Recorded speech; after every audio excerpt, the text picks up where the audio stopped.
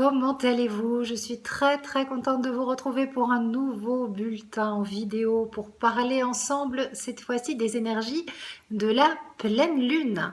Une super pleine lune qui a lieu ce week-end, très exactement dans la nuit de samedi à dimanche à 4h24 du matin heure GMT, et qui est puissante par son action, parce c'est une pleine lune à insomnie. Voilà, c'est vraiment ce que je me suis fait comme réflexion. D'ailleurs, j'ai fait une insomnie cette nuit parce que vous savez que les énergies de la pleine lune, on les sent 2 jours, 2 ou 3 jours avant la manifestation, l'événement concret sur le plan astral de cette pleine lune. Eh bien, on sent la sève monter, on est dans le bain d'énergie de la pleine lune, et les fréquences astrales, les fréquences solaires et lunaires sont très puissantes. Donc j'enregistre cette vidéo jeudi pour qu'elle soit en ligne vendredi, demain, pour que vous puissiez vous préparer en douceur à accueillir cette pleine lune, qui est effectivement une super pleine lune parce qu'elle nous apporte beaucoup de transformations, et surtout elle vient nous faire travailler l'acceptation au changement. Alors pourquoi? Eh bien parce que le Soleil est opposé à Uranus et la Lune est conjointe à Uranus. Voilà, j'ai le thème devant moi. La Lune est à 22 degrés du Bélier et la Lune à 23 et le Soleil à 23 et Uranus à 22. Donc c'est vraiment une conjonction quasiment exacte, et donc c'est une pleine Lune uranisée. Uranus, c'est le changement, la nouveauté, et je pense très sincèrement que cette pleine lune vient nous faire travailler notre résistance au changement. Résistance au changement, ça va être un sale week-end pour l'ego. Parce que s'il y a bien une chose dont l'ego a horreur, c'est du changement. L'ego, il s'attache au connu. Alors, le mental inférieur, l'ego, le faux moi, c'est vraiment là où on s'agrippe encore à nos mémoires, à l'ordinateur émotionnel qui réagit, qui surréagit, à des automatismes, là où on a une pensée figée, automatique, qui n'est pas souple, qui n'est pas celle du mental supérieur, puisque le mental supérieur nous permet de moduler, de faire preuve de créativité, de souplesse, d'intelligence. Donc c'est là où on est encore dans des structures de pensée, des structures rigides.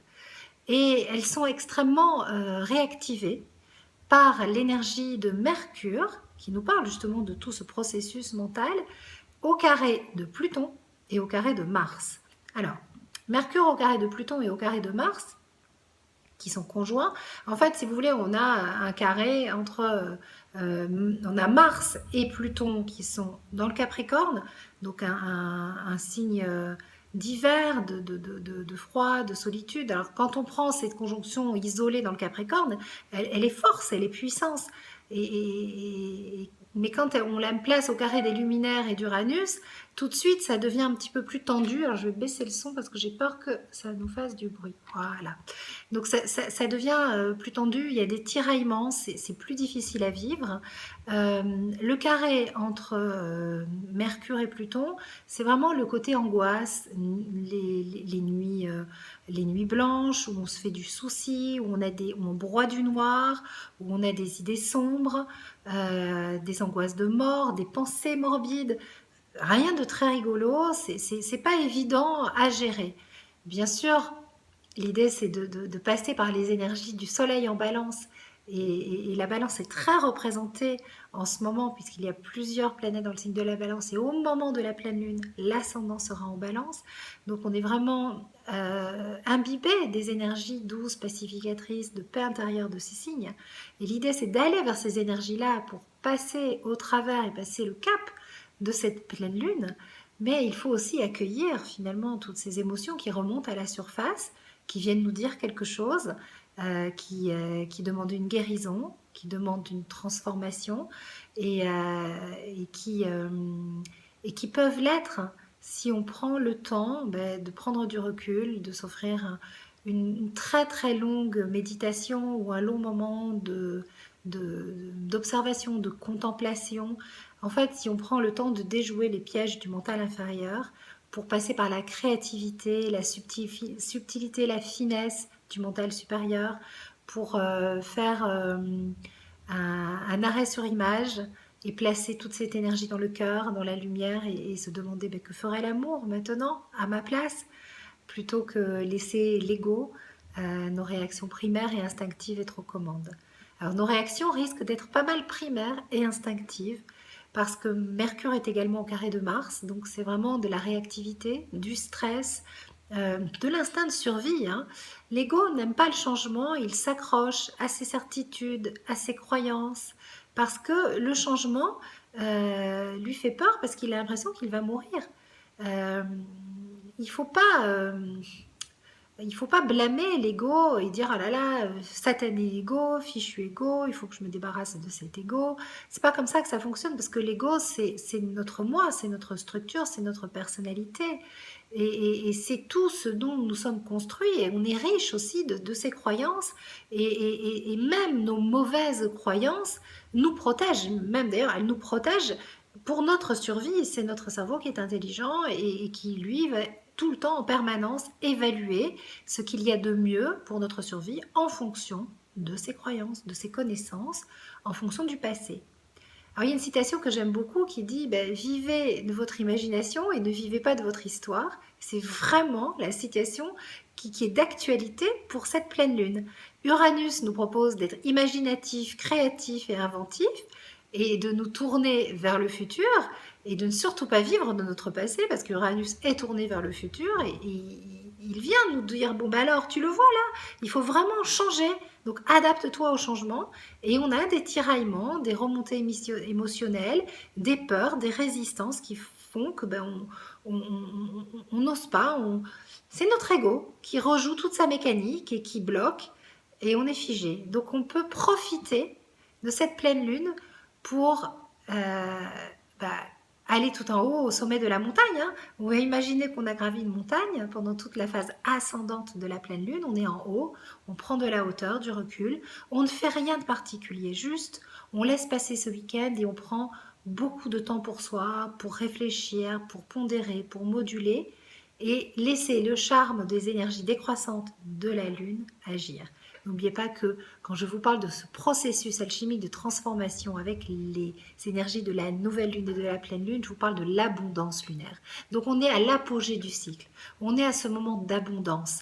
Donc là, il n'y a pas grand-chose à faire si ce n'est lâcher prise, laisser faire, apaiser le mental et demander à la lune de nous infuser de ce calme intérieur qui va nous permettre d'accéder au changement qui est nécessaire pour notre évolution.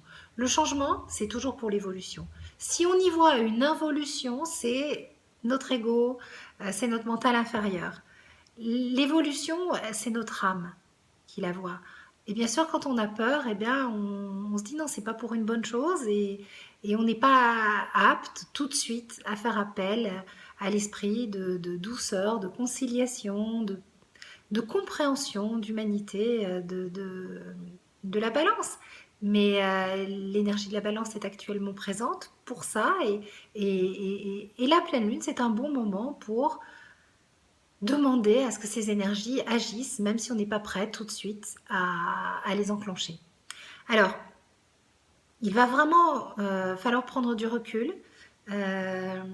Et je pense que quand, au cœur d'une méditation ou de ce moment de vidéo entre vous et moi, quand on allume une bougie symboliquement, quand on prend, voilà, vous savez, moi je prends souvent, je suis une fan de thé. Quand je bois du thé, je me réchauffe à l'intérieur et symboliquement, je visualise vraiment toute une énergie de chaleur qui entre à l'intérieur de moi. C'est des petits actes, des petits gestes symboliques. Quand j'allume ma bougie, là je l'ai allumée, voilà, talam. C'est tous mes petits rituels pour allumer la lumière, pour contacter le feu de mon âme, pour me mettre en résonance avec les énergies des royaumes supérieurs. Et c'est encore plus puissant dans l'état d'hypnose, d'auto-hypnose ou d'hypnose guidée que l'on peut avoir lors d'une méditation guidée ou qu'on va peut-être faire soi-même. On dépose le mental et on va à la rencontre de notre âme, on rentre dans notre espace sacré Et à ce moment-là, on contacte toutes les énergies fines, subtiles, qui sont très agissantes. Et on va vers la balance, on va vers la beauté, on va vers Vénus, vers la sagesse de Saturne. Et, et tout se passe de façon beaucoup plus fluide. Hein. Et à ce moment-là, on transforme, on alchimise complètement ces énergies et on ne vit plus les angoisses de la pleine lune, les nuits blanches de la pleine lune, les remontées d'angoisse, on les transcende. C'est vraiment important ce week-end de vous offrir ce temps pour vous de méditation, de bougies, de thé chaud, de gingembre, voilà, du gingembre en infusion, parce que ça vous amène une force, c'est une racine, c'est une plante qui est très importante en ce moment. Euh, de sport, de balade dans la nature, de connexion aux arbres, euh, voilà, tout ce qui vous parle, tout ce qui vous fait du bien, offrez-vous un moment ce week-end pour ça, pour pouvoir vivre positivement cette pleine lune. Parce que l'objectif des vidéos que je vous propose, c'est quand même de vivre positivement. Hein. C'est de l'astrologie créative. Hein. Donc l'idée, c'est de, ok, c'est quoi le message? Bon, je vais dans le sens des planètes et je m'aligne. Et j'aligne mon âme et je m'aligne avec la vérité de qui je suis. Et je suis plus dans l'énergie du faux moi, je suis pas dans l'énergie de l'ego, je suis dans l'énergie de mon âme. Donc les planètes de cette pleine lune, elles sont positives si on sait bien les interpréter, si on sait bien lire le ciel et si on se met en résonance avec ces mouvements-là. Donc il ne faut pas avoir peur de ce carré Mercure-Pluton, Mercure-Mars.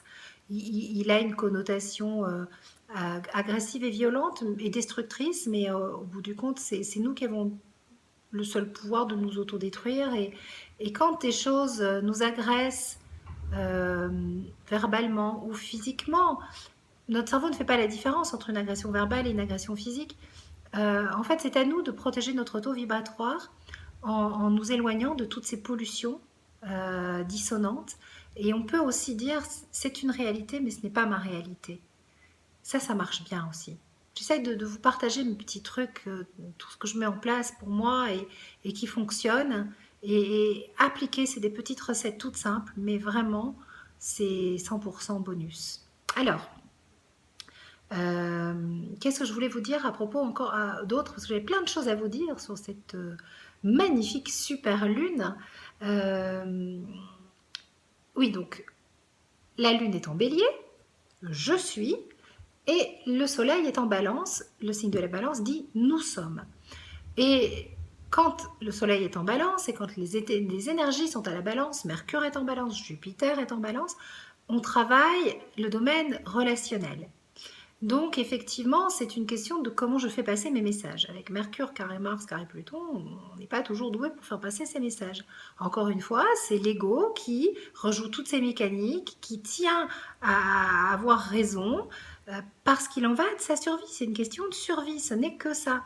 Donc si on arrive à comprendre finalement pleinement comment on fonctionne, et si on reste vraiment branché sur à essayer de comprendre les mécanismes de notre conscience, décortiquer, être presque des détectives à ce niveau-là, à ce moment-là, on peut utiliser de façon inventive et créative nos ressources.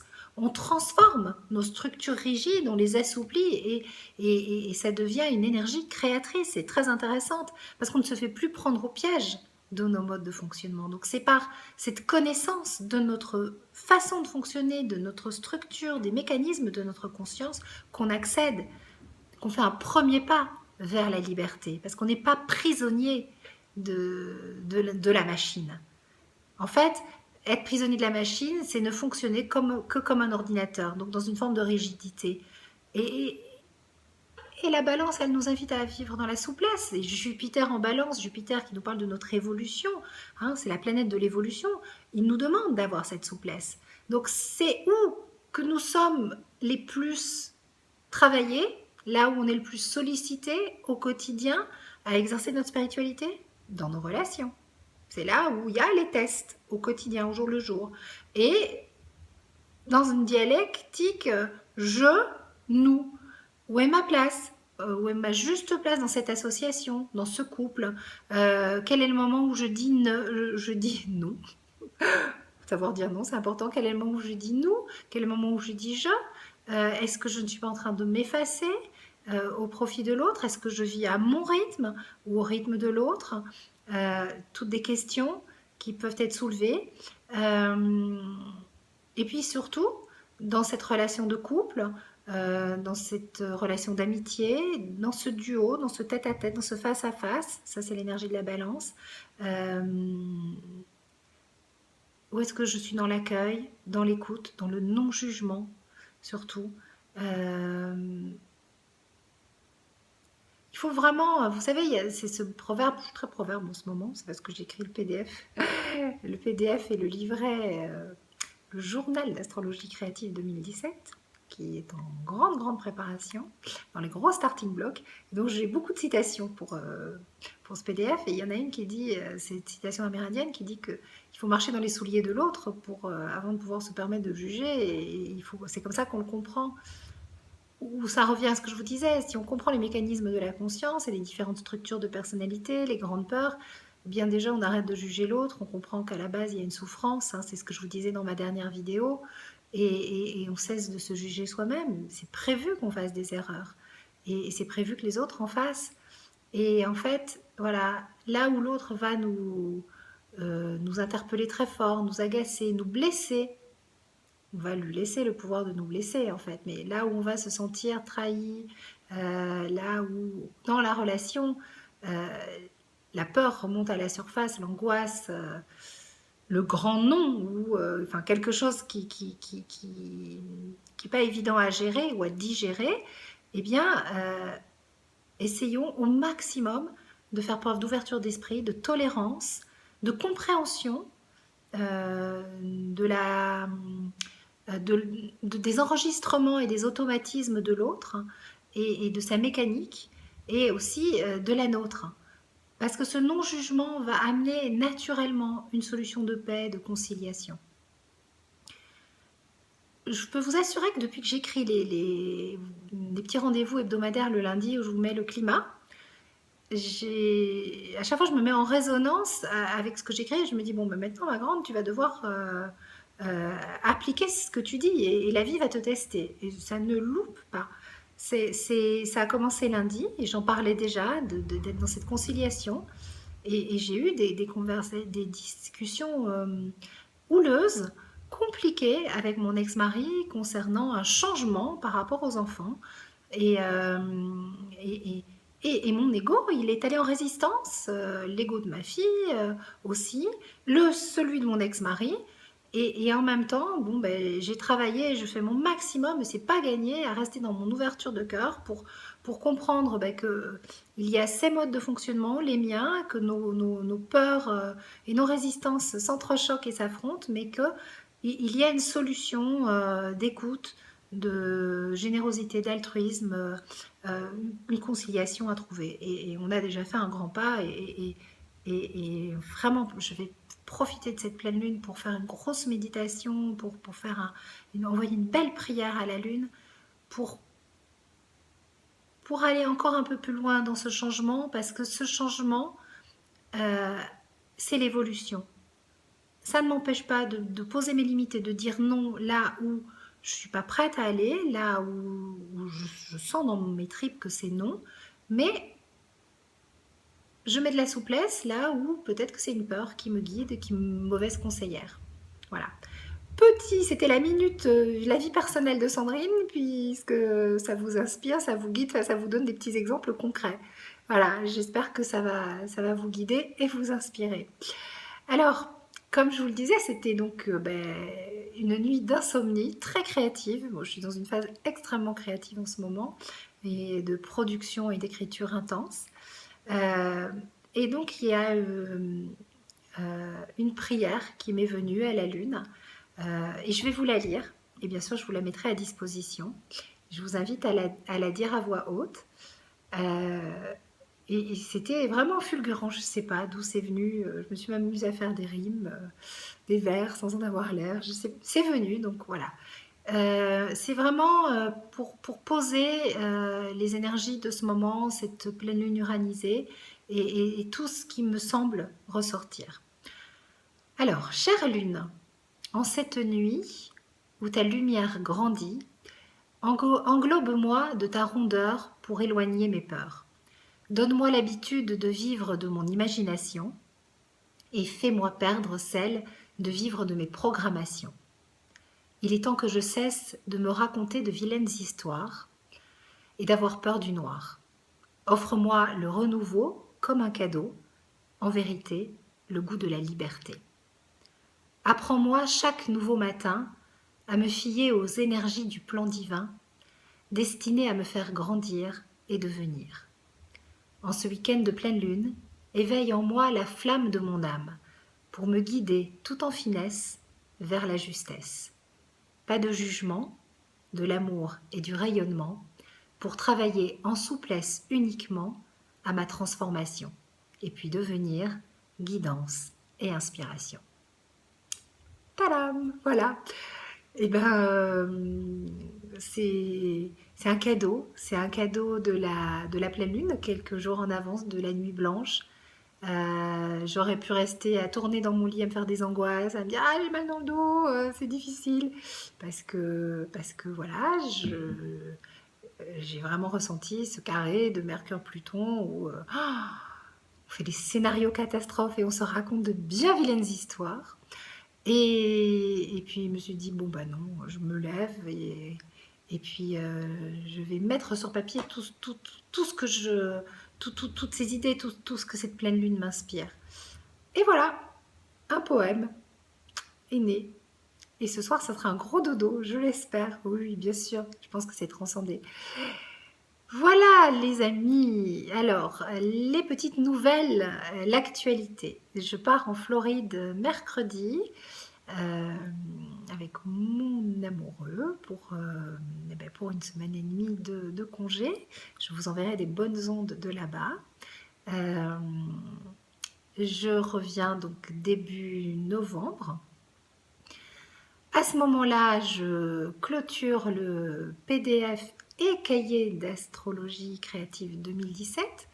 Alors, je vais en imprimer plusieurs exemplaires et j'ai décidé, j'ai eu l'inspiration, l'envie, c'est Jupiter je pense qui me booste de créer un événement, donc je partagerai la date bientôt sur Facebook pour le lancement du PDF, donc une conférence. Et je ferai en sorte que cette conférence soit filmée pour que vous puissiez également la voir sur YouTube. Je ne pense pas que ça sera en direct. Enfin, tout ça, c'est des choses que je dois encore bien mettre au point. Je ferai ça début décembre. Il faut que les timings soient respectés. Le PDF voilà, moi, je finis d'écrire les dernières lignes et c'est Eliana qui va s'occuper de la charte graphique. Ensuite, il faudra qu'il parte à l'impression et bien sûr, il sera disponible voilà, en PDF téléchargeable et imprimable. Et je vous expliquerai un petit peu le programme. Il est différent de celui de l'année dernière.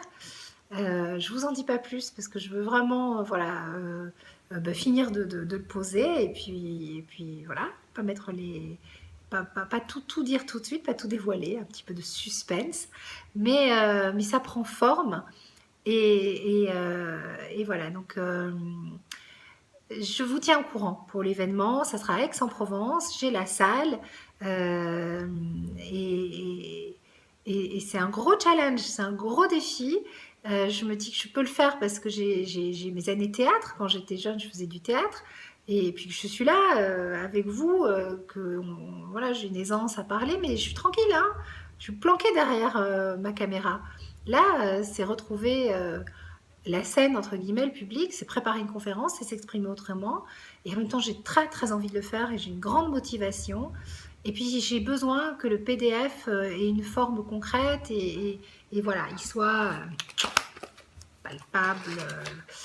J'ai besoin que ça s'ancre dans la matière. Tout ça, c'est des énergies qui nous attendent en 2017. concrétisation du changement, de tout ce qui est mis en place. Voilà. Donc, voilà les nouvelles. Gros bisous. Donc un jour pour la nouvelle lune, des petites photos et des petits clins d'œil de Floride, la méditation, enfin toute la prière pour la pleine lune, tout ça sur Facebook. Il y a le nouveau site internet qui arrive aussi, hein, j'en parle depuis un petit bout de temps, mais c'est parce que je prends le temps, vraiment je prends le temps de faire les choses, je veux pas précipiter, je veux que ça soit joli, que ça me ressemble et que ça vous ressemble aussi du coup et que voilà, vous retrouviez tout mon univers dans, dans les lectures, voilà, sur Astroéthique. Bonne pleine lune. Prenez vraiment le temps de vous détendre, de vous relaxer, de poser le mental. C'est la pleine lune, c'est ça. Et il n'y aura pas de limite. Les seules limites, c'est vous.